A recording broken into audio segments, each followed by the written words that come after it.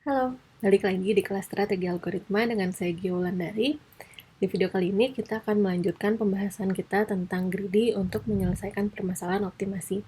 Ini adalah video bagian terakhir untuk topik ini, di mana untuk video sebelumnya kita sudah membahas 6 poin yang kita punya di sini. Untuk video kali ini kita akan membahas penggunaan greedy untuk menyelesaikan permasalahan job scheduling with deadlines dan juga pemampatan data, lebih tepatnya dengan menggunakan Huffman Code. Kita langsung ke permasalahan yang pertama, job scheduling with deadlines. Jadi di sini ada suatu permasalahan di mana kita mempunyai N buah pekerjaan yang akan dikerjakan oleh sebuah mesin. Nah, mesin ini bisa mengerjakan setiap pekerjaan dalam satu satuan waktu. Setiap pekerjaan juga punya properti tenggat waktu atau deadline dan juga profit atau keuntungan. Nah, keuntungan pada pekerjaan I itu bisa diambil jika dan hanya jika pekerjaan tersebut dapat selesai sebelum deadline-nya. Nah, pertanyaannya, pekerjaan mana saja yang harus dikerjakan oleh si mesin tadi biar didapat keuntungan yang maksimum? Ini adalah pemodelan matematis untuk permasalahan yang kita punya sekarang.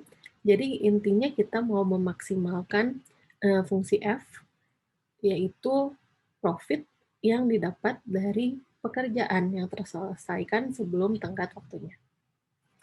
Langsung ke contoh, misalkan saya punya mesin A dan juga 4 pekerjaan. Kita namakan pekerjaan 1, 2, 3, dan 4, di mana keempat pekerjaan tersebut punya masing-masing profit dan juga deadline-nya. Jadi contohnya untuk pekerjaan pertama, dia mempunyai keuntungan sebesar 50 dan dia harus selesai dalam 2 jam ke depan, let's say. Pekerjaan kedua, dia harus selesai dalam 1 jam ke depan, pekerjaan ketiga harus selesai dalam 2 jam ke depan, dan pekerjaan keempat harus selesai dalam 1 jam ke depan. Kalau kita pakai exhaustive search, berarti ada sekian banyak kemungkinan solusi. Ini maksudnya dari 4 pekerjaan yang tersedia, kita tidak memilih pekerjaan manapun. Jadi tidak ada pekerjaan yang dikerjakan. Atau kita bisa juga hanya memilih satu pekerjaan dari 4 pekerjaan yang tersedia. Atau kita bisa memilih 2 pekerjaan dari 4 pekerjaan yang tersedia, tapi juga kita memperhitungkan permutasinya. Dari kedua pekerjaan tadi, mana pekerjaan yang kita selesaikan terlebih dahulu. Ini juga sama, ada 3 pekerjaan yang kita pilih dari 4 pekerjaan yang tersedia, tapi kita lihat permutasinya juga, mana yang dikerjakan pertama, kedua, dan ketiga.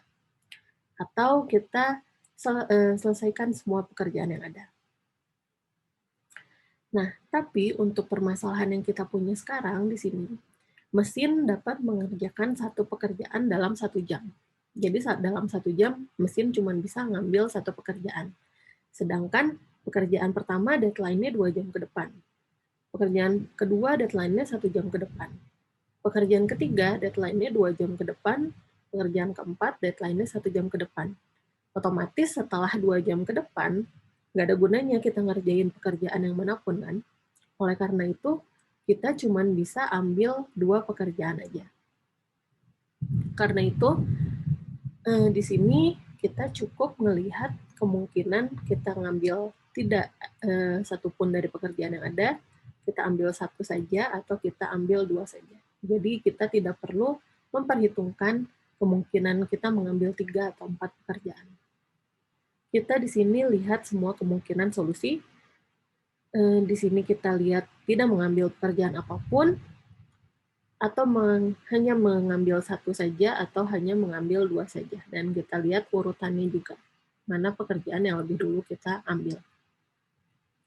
Sekarang kalau misalnya kita tidak mengambil pekerjaan apapun, jelas profitnya jadi 0. Tapi dia merupakan solusi yang layak. Kalau saya ambil pekerjaan satu saja, dia dikerjakan langsung. Berarti dia dikerjakan sebelum deadline. Dia selesai sebelum deadline. Artinya dia solusi yang layak dan kita mendapatkan profit sebesar 50. Sama juga seperti yang lainnya. Contohnya pekerjaan keempat, dia deadline-nya 1 jam ke depan, tapi kita langsung mengerjakan pekerjaan keempat itu. Jadi akan selesai dalam 1 jam ke depan. Jadi dia solusi yang layak. Nah sekarang kalau 1 dan 2, kita lihat, kita bayangkan sekarang kita ada di sini. Dan ada timeline 2 jam ke depan. Kalau kita ambil 1 kemudian 2, berarti kita ambil pekerjaan pertama di sini, kemudian pekerjaan kedua di sini. Ini 1 jam ke depan kita selesai mengerjakan pekerjaan pertama, dan 2 jam ke depan kita selesai mengerjakan pekerjaan kedua. Untuk pekerjaan pertama tidak masalah, karena deadline-nya ada di sini. Tapi untuk pekerjaan kedua, dia harus selesai dalam 1 jam ke depan. Tapi kita baru kerjakan di sini. Jadi jelas dia bukan solusi yang layak. Karena itu, kita tidak memperhitungkan profit yang kita dapat di sana. 1-3. Kalau 1-3 dia layak, kenapa? Kita bayangkan lagi kita berada di timeline sekarang, kemudian kita mempunyai timeline 1 jam ke depan dan juga 2 jam ke depan. Di sini kita ambil pekerjaan pertama dulu, dan kemudian pekerjaan ketiga. Pekerjaan pertama deadline-nya ada di sini. Oke. Pekerjaan ketiga deadline-nya di sini juga. Oke. Berarti job 1 dan job 3 selesai sebelum deadline-nya. Berarti dia solusi yang layak sehingga kita dapatkan profit dari keduanya. Sekarang 1 dan 4. 1 dan 4 berarti 4 akan dikerjakan setelah pekerjaan 1 selesai. Tapi deadline dari 4 itu adalah 1 jam ke depan. Artinya dia dikerjakan setelah deadline-nya terlewati. Artinya 1-4 bukanlah solusi yang layak. Jadi kita tidak dapat mendapatkan profit dari situ. Dan sama seperti yang lainnya, kita lihat kelayakannya dan juga profitnya berapa kalau dia layak. Dan dari semua kemungkinan solusi yang ada, kita lihat solusi yang layak dan memberikan kita profit terbesar itu adalah yang ini. Jadi kita ambil pekerjaan 4 terlebih dahulu, kemudian pekerjaan 1 dikerjakan selanjutnya. Sekarang dengan greedy. Bagaimana kita dapat mengerjakan permasalahan ini dengan greedy? Kita ingin mengambil keuntungan yang paling besar. Kita ingin mempunyai total keuntungan yang paling besar. Jelas, profit pekerjaan dengan profit yang terbesar itu harus diutamakan. Ya kan? Pekerjaan dengan terbesar harus diutamakan, tapi kita mempunyai deadline. Let's say ini adalah deadline dari suatu pekerjaan yang memiliki profit terbesar. Nah, di sini kita perlu menempatkan dia di slot pekerjaan, dan kita bisa menempatkan dia dekat dengan deadline-nya, kalau masih kosong. Kalau enggak, kita bisa menempatkan dimanapun selama dia masih ada di sebelum deadline. Jadi, kita akan memilih pekerjaan dengan keuntungan terbesar terlebih dahulu, dan kita tempatkan dia mendekati tenggat waktunya. Tentunya di tempat yang masih kosong. Ini adalah komponen-komponen greedy pada job scheduling with deadlines. Yang pertama, himpunan kandidat. Apa sih yang kita pilih? 1, kita memilih pekerjaan. 2, kita memilih slot waktu pengerjaan pekerjaan tersebut. Jadi, kita mempunyai 2 himpunan di sini. 1 himpunan pekerjaan, dan yang kedua adalah himpunan slot yang dapat dipilih. Yang kedua, fungsi solusi. Apa yang dapat membuat kita tahu kalau kita sudah menemukan solusi? Kita harus mengecek semua pekerjaan yang belum kita ambil, dan kita lihat visibility-nya. Berarti kita akan selesai ketika kita sudah mengecek semua pekerjaan dan tidak ada pekerjaan yang layak dipilih. Yang selanjutnya, fungsi seleksi. Bagaimana caranya kita memilih anggota dari himpunan pekerjaan? Kita selalu memilih pekerjaan dengan profit yang tertinggi terlebih dahulu. Karena itu, fungsi seleksi untuk pekerjaan adalah memilih pekerjaan dengan keuntungan tertinggi. Kemudian bagaimana dengan slotnya? Kita selalu memilih slot yang lebih kecil tapi mendekati deadline dari pekerjaan yang kita pilih tadi. Jadi, kita selalu memilih slot yang mendekati tenggat waktu pekerjaan tersebut.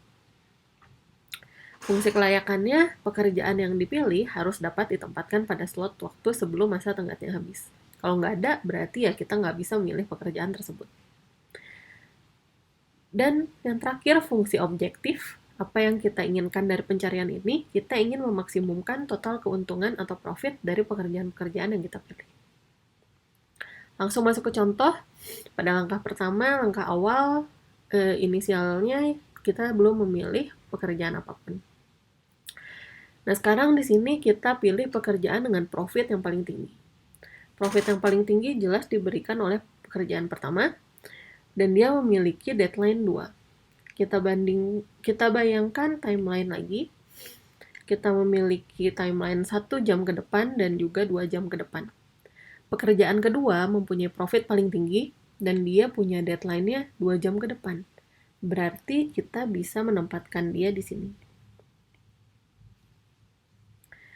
Artinya, kita bisa memilih pekerjaan pertama dan kita berikan slot waktu dari 1 ke 2 untuk mengerjakan pekerjaan ini. Sebagai berikut. Kemudian kalau kita cek profit terbesar selanjutnya itu adalah pekerjaan keempat. Kita lihat pekerjaan keempat, dia deadline-nya adalah 1. Untuk slot yang tersisa, kita masih punya 0 dan 1 dan juga lebih dari 2.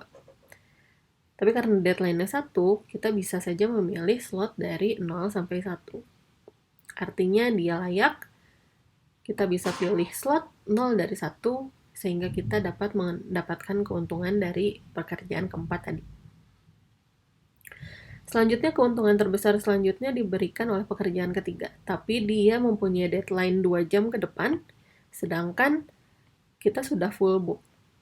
Artinya, dia merupakan solusi yang tidak layak, sehingga kita tidak dapat memilih pekerjaan tersebut. Sama dengan pekerjaan kedua, dia deadline-nya 1, sedangkan slot dari 0 sampai 1 sudah full book. Jadi dia tidak dapat kita ambil. Artinya, solusi yang kita dapat adalah kita mengerjakan pekerjaan 4 terlebih dahulu pada slot 01, kemudian kita kerjakan pekerjaan pertama dengan slot 12. Sekarang untuk kompleksitas greedy dalam permasalahan ini sendiri, pada setiap langkah kita selalu memilih pekerjaan dengan keuntungan terbesar yang belum dipilih. Dan memeriksa apakah ada slot waktu yang tersedia untuk pekerjaan tersebut. Untuk mengoptimalkan proses pemilihan pekerjaan, maka kita dapat mengurutkan pekerjaan berdasarkan keuntungan secara menurun. Tapi di sini, setelah kita memilih pekerjaan, kita harus memilih slot juga. Slotnya bisa berapapun dari 0 sampai N. Karena si mesin akan mengerjakan N buah pekerjaan kan, paling banyak. Jadi, kita harus memeriksa setiap pekerjaan, dan untuk setiap pekerjaan, kita memeriksa apakah ada slot yang tersedia untuk pekerjaan tersebut. Jadi, total kompleksitas yang kita butuhkan untuk permasalahan ini adalah big O N square.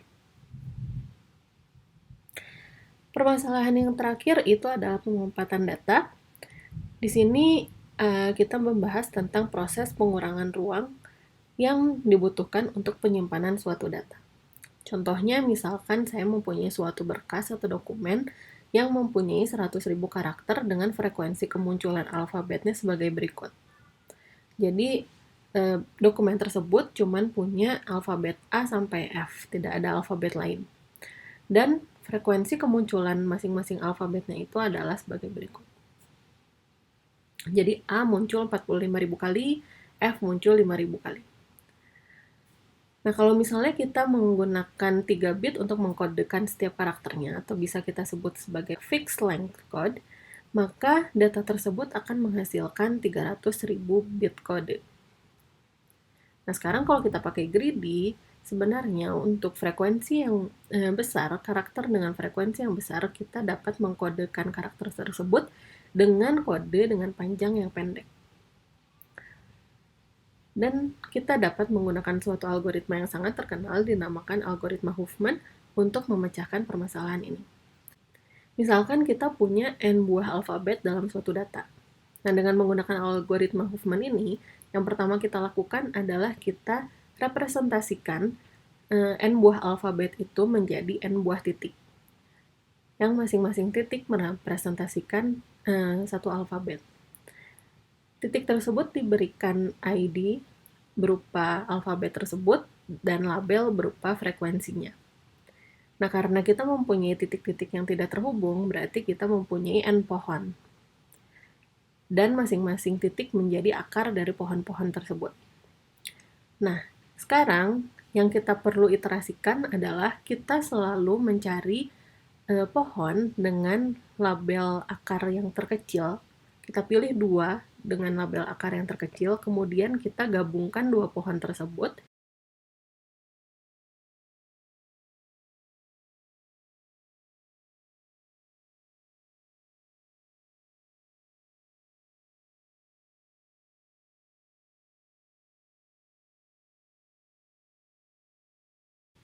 Langsung ke contohnya. Di sini balik ke contoh yang tadi, kita mempunyai dokumen berisi 100.000 karakter, di mana karakter-karakternya itu terdiri dari karakter A sampai F dengan frekuensi yang ada di sini. Karakter A mempunyai frekuensi 45%, karena itu kita mempunyai label 0,45 untuk dia. Dan seterusnya sampai F yang mempunyai frekuensi 5%. Nah, sekarang dari ke-6 titik yang kita punya di sini, kita pilih 2 titik dengan label terkecil. Di sini yang terkecil udah jelas E dan F. Karena itu, kita buat titik baru untuk menghubungkan kedua titik tersebut. Dan label yang kita punya di sini adalah penjumlahan 0,09 dengan 0,05. Sekarang kita cuman punya 5 pohon. Artinya kita cuman punya 5 akar. Akar itu apa yang kita boldkan di sini. Dari kelima akar yang ada, kita pilih 5 akar dengan label terkecil. Jelas, B dan C yang mempunyai label terkecil, sehingga kita buat titik baru dan hubungkan keduanya, sehingga sekarang kita cukup mempunyai 4 buah pohon. Dari 4 buah pohon, kita cek akar mana yang mempunyai label terkecil lagi. Di sini jelas 0,14 dan 0,16 memberikan label yang paling kecil.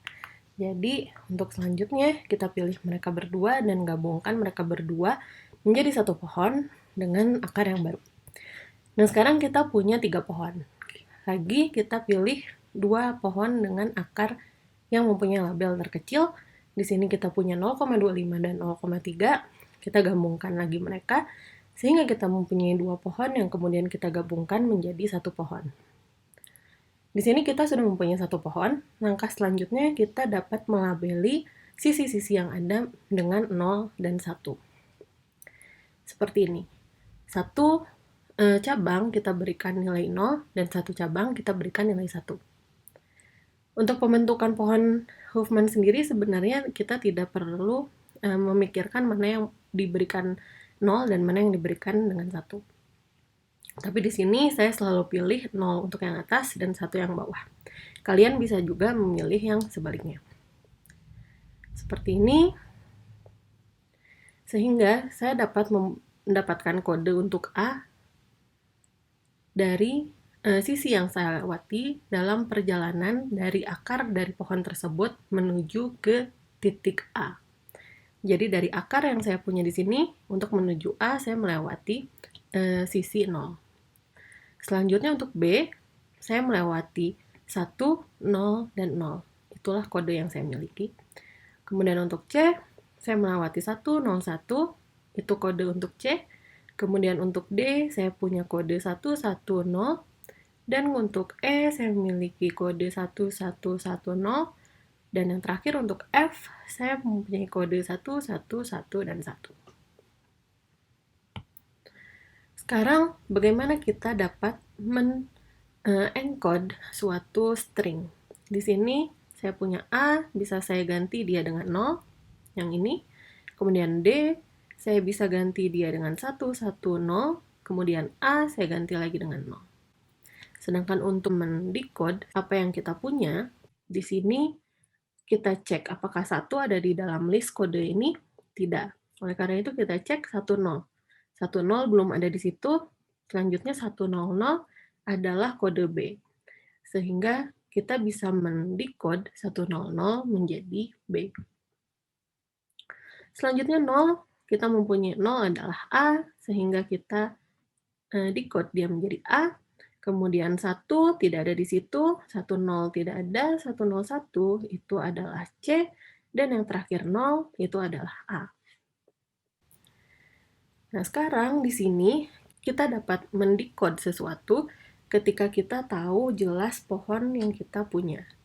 Oleh karena itu, kalau dalam urusan mungkin kuis ataupun tes, mungkin kalian akan mendapatkan suatu aturan. Misalkan sisi yang menuju titik dengan label yang lebih kecil akan diberi nilai 0.